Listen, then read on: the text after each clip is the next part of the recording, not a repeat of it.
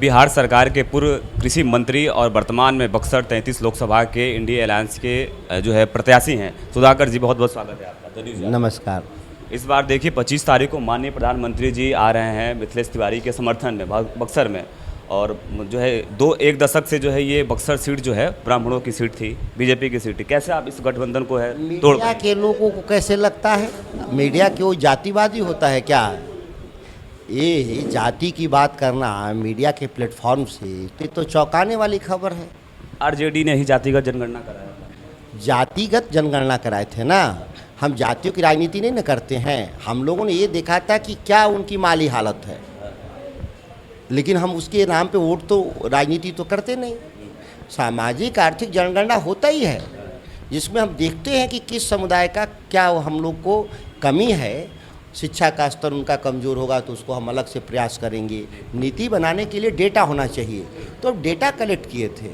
लेकिन आप ये कह रहे हैं कि किसी जाति का गढ़ है, ये अपने आप में चौंकाने वाली खबर है। नहीं, मैं बहुमत की बात कर रहा हूँ, ब्राह्मण सीट ज़्यादा है। अब आपके पास कोई आंकड़े हैं किसी जाति के बारे में? जातिगत जनगणना है बिहार में, आपके आंकड़े तो बिहार में सबसे कम है। समुदाय के रूप में तो 3.5% है लोग, तो कहाँ बहुमत है किसी का? जो सबसे ज़्यादा भी है उसके पास भी बहुमत नहीं है बिहार में।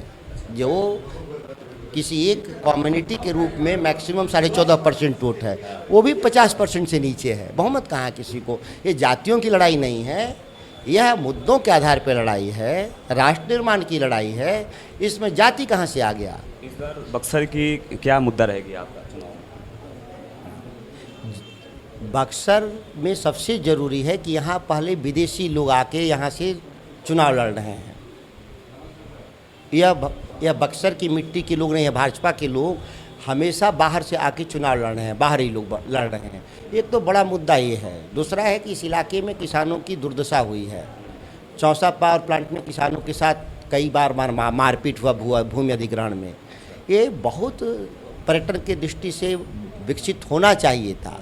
ऐतिहासिक भूमि है बक्सर, वो विकास नहीं हुआ। किसानों की आमदनी बढ़नी चाहिए, इसके लिए मंडी कानून होना चाहिए, न्यूनतम समर्थन मूल्य की गारंटी होना चाहिए। ये सभी सवालों के आधार पर लड़ जाएंगे और ये मोटा मोटी ये राष्ट्रीय मुद्दे हैं। एक दो मुद्दे स्थानीय हैं। एक प्रतिनिधित्व का स्थानीय मुद्दा है और दूसरा यहाँ पर आप कह सकते हैं कि पर्यटन की दृष्टि से भी एक स्थानीय मुद्दा है कि इसको विकसित होना चाहिए।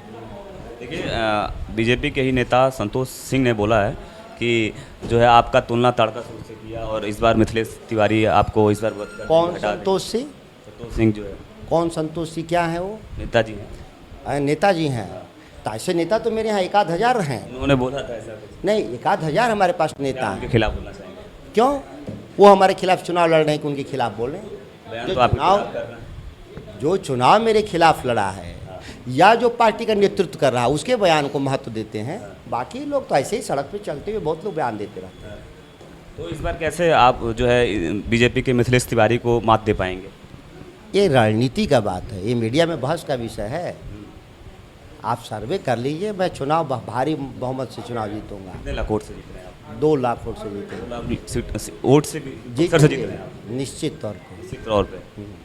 तो रोड शो में आपकी क्या तैयारी चल रही है? 25 तारीख को मोदी जी का कार्यक्रम है। क्या फ़र्क पड़ता है मोदी जी के आने से? उनके पास क्या है बक्सर को बताने के लिए कि हमने क्या किया है बक्सर के लिए? लोग आएंगे तो उनसे सवाल होंगे कि आपने किसानों के साथ दुर्व्यवहार किया है इस देश का। ये सवाल होंगे उनसे। 80% किसानों को आपने बर्बाद कर दिया इस देश में। खेती गृहस्थी ख़त्म कर दिया, आमदनी घटा दिया। आप उनके लिए क्या किए हैं? तो भाई किसानों का इलाका है, यहाँ तो 90% किसान हैं।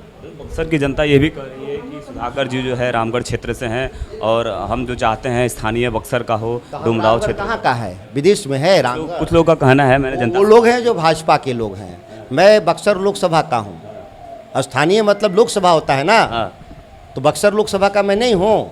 इतना भी तथ्य आपको नहीं जानता। वो तो ये भी कह रहे हैं कि जो आनंद मिश्रा हैं वो डुमराव क्षेत्र के हैं, तो उनको डुमराव क्षेत्र देखिए, आप जरूर वैसे 420 से मिले हैं जो तथ्यों को तोड़ ममोड़ रहे हैं। वो शाहपुर विधानसभा के हैं। शाहपुर विधानसभा के हैं मतलब आरा लोकसभा के हैं। और मैं बक्सर लोकसभा का हूं तो मैं बाहरी हो गया, और जो आरा लोकसभा का है वो स्थानीय हो गया। ये फ्रॉड लोग हैं, 420 लोग हैं। सर ये कि भागलपुर जो गया है एम्स वो बक्सर में आने वाला था, बक्सर में वो तो जनता ही बोल रही है कि यहाँ का हिस्सेदारी लूटी गई है, प्रधानमंत्री के द्वारा लुटवाया गया है और यहाँ की हिस्सेदारी को दूसरी जगह भेजा गया।